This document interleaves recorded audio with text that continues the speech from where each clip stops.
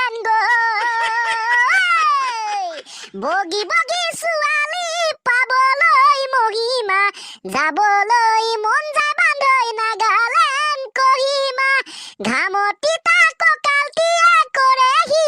আমনি চকুত চকু পৰিলে হয় মন খেলি মেলি দিনৰ পোহৰ ৰং চঙীয়া ভাল মানুহৰ হং ৰাতিৰ এন্ধাৰ গমগমীয়া সুৰ মাতালৰ ৰং নমস্কাৰ বোলো নমস্কাৰ ধন্যবাদ ৱেলকাম টেনচনত যদি মূৰৰ চুলি সৰি যায় তেনেহলে ফূৰ্তিৰ সময়ত চুলি গজিব লাগিছিল হয় নে নাই ৰাইজ কি চিন্তা কৰিছ তই সেইবিলাক থ দুৰ্গা পূজা আহি আছে মই কব বিচাৰিছো বোলো পূজাত মোক দেখা পালে মাত এটা দিবা এষাৰ মাতিবা তুমি মোক একো খুৱাব নালাগে মই নিজেই খাম তুমি কেৱল হোটেলত পইচাটো দি যাবা বছ তুমি একো কৰিব নালাগে কি যা চিন্তা তোমাৰ ছাৰ দুৰ্গা পূজাত ফ্ৰীকে খাবলৈ পোৱা চিন্তা বুজিছোং দে হ'ব ছাৰ মোৰ লগত এটা ইণ্টাৰেষ্টিং কৌতুক আছে কি ৰে ইণ্টাৰেষ্টিং হাঁহি উঠিব না হাঁহি নুঠিলেও হাঁহি দিলে মজা লাগিব বাহ এইটো দেখোন বৰ বেলেগ ধৰণৰ ইণ্টাৰেষ্টিং কৌতুক দে মেইন বিষয় বস্তু ক ওকে ছাৰ এখন গাঁৱত এটা পৰিয়ালত হাজবেণ্ড ৱাইফ ধুনীয়াকে জীৱন নিৰ্বাহ কৰি আছিল হঠাৎ এদিন হাজবেণ্ডৰ মৃত্যু হ'ল পুলিচ আহিল ৱাইফক সুধিছে আপোনাৰ মানুহজন কিদৰে ঢুকালে তাৰ পাছত ৱাইফে কৈছে সন্ধিয়া টাইমত কৰবাৰ পৰা খৰখেদাকে তেখেতে আহিলে আৰু মোক কৈছে বোলো শুনিছানে সোনকালে কিবা এটা খাবলৈ দিয়া এই পেটত নিগনিটোৱে দৌৰি আছে তাৰ পাছতে পুলিচজনক ৱাইফে কৈছে নিগনিটোৱে দৌৰ মাৰি আছে কোৱাৰ বাবে মই মোৰ হাজবেণ্ডক খাবলৈ নিগনি মৰা দৰৱ দি দিলো খাই দিলে তাৰ পাছত কি হ'ল জানো উঠাই নাই দেখোন তেনেকে শুই আছে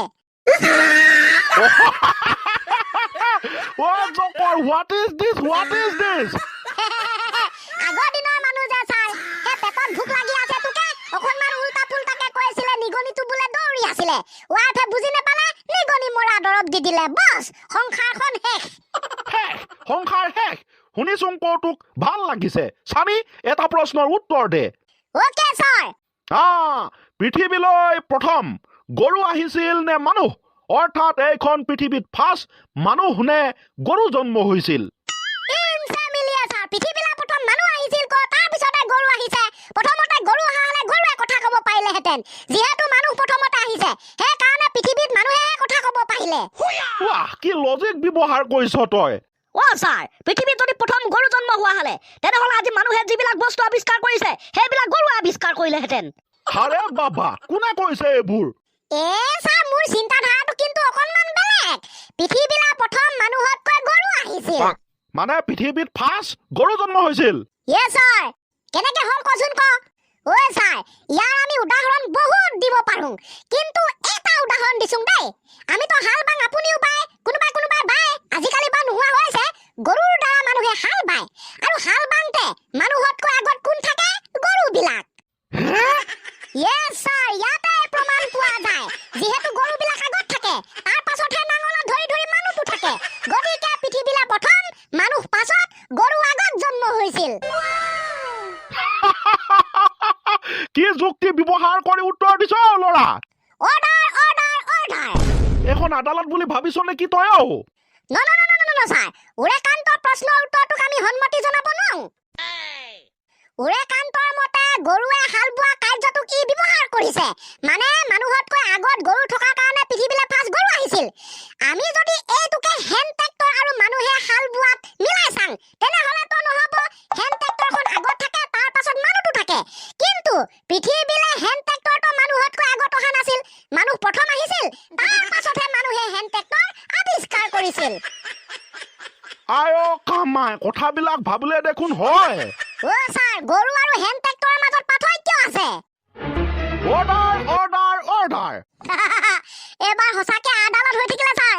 তহঁতে যিবিলাকে উকিল ধৰা নিচিনা প্ৰশ্ন উত্তৰখন দি আছ কিনো হ'ব আৰু আদালত নহয় কি হ'ব আদালতে হৈ পৰিছে দে হ'ব সেই প্ৰশ্নটো সিমানতে সামৰি থওঁ এতিয়া মই বেলেগ প্ৰশ্ন সুধিম দেই ওকে ছাৰ দেচোন দে হৰি তই ক বোলো এক বছৰত কিয় 12টা মাহ থাকে কেৱল 12টা মাহ 11টা নহয় 10টা নহয় ঠিক সেইদৰে 13টাও নহয় 14টাও নহয় কেৱল যে 12টা মাহ থাকে তাৰ কাৰণটো কি এইবিলাক চিন্তনীয় বিষয় ছাৰ আমাক সুধক না ছাৰ ফালি দিম উত্তৰ ৰ'ব ছাৰ প্ৰথমতে মই ফালি লওঁ উত্তৰটো তাৰপিছত ই কি ফালে ফালিব বা যেন উত্তৰেই উত্তৰ আছে দে দে দে দে উত্তৰ ক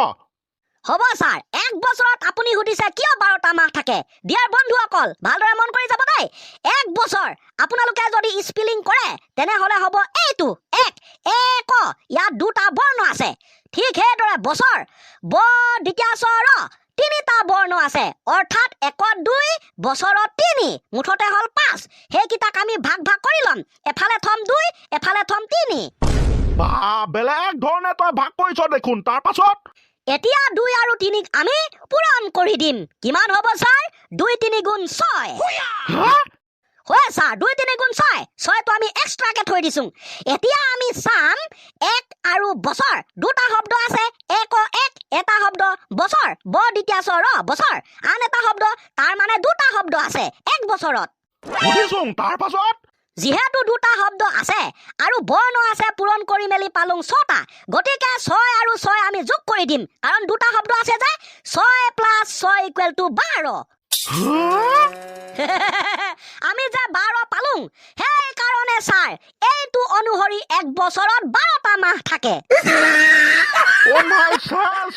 শেষ ক'ৰ পৰা মিলাই মেলি 12 উলিয়ালে শেষ আমি খাতাৰা আছো ছাৰ পাত্তাও নাপাব সঁচাকে ৰে বাবা চাওকচোন চাওক এডালে ক'ৰ পৰা মিলাই মেলি 12 উলিয়াই দিলে ছাৰ ইয়াকে কয় danger student of the class আমাৰ মাথা বেয়া কৰি পেলাব হ'ব হ'ব হ'ব তই কি ধৰণে উলিয়াবি 12টা মাহ দে উলিয়া মোৰ মতে ছাৰ একেবাৰে চিম্পুল এক বছৰটোক ইংৰাজীত কি বুলি কয় 1 year বুজিছো এতিয়া আমি 1 yearক স্পেলিং কৰিম প্ৰথমতে ল'ম 1 1ত কি আছে 1 O N E তিনিটা আছে বৰ্ণ লেটাৰ একফালে থৈ দিলুং 3 এতিয়া হিচাপ কৰিম ইয়াৰত কি আছে Y E A R অৰ্থাৎ 4টা বৰ্ণ আছে তাৰ মানে একফালে 3 আনফালে 4 আচ্ছা 1ত আছে 3টা বৰ্ণ ইয়েৰত আছে 4টা এতিয়া কি কৰিবি একেবাৰে চিম্পুল কথা 3 4ক পূৰণ কৰি দিয়ক কিমান ওলাব 3 4 গুণ 12 12টা আমি পাই গলুং সেই কাৰণে এক বছৰত 12টা মাহ থাকে মই খতম ও ছাৰ এক বছৰ নাই বা 1 yearক আমি উল্টা পুল্টা কৰিয়া তো 12 উলিয়াছুং ন ক্লাছটো ইমানটা ছুটি মই নোৱাৰো পলালে কেনে পালে বন্ধুসকল কিমান লজিক ব্যৱহাৰ কৰিছুং ন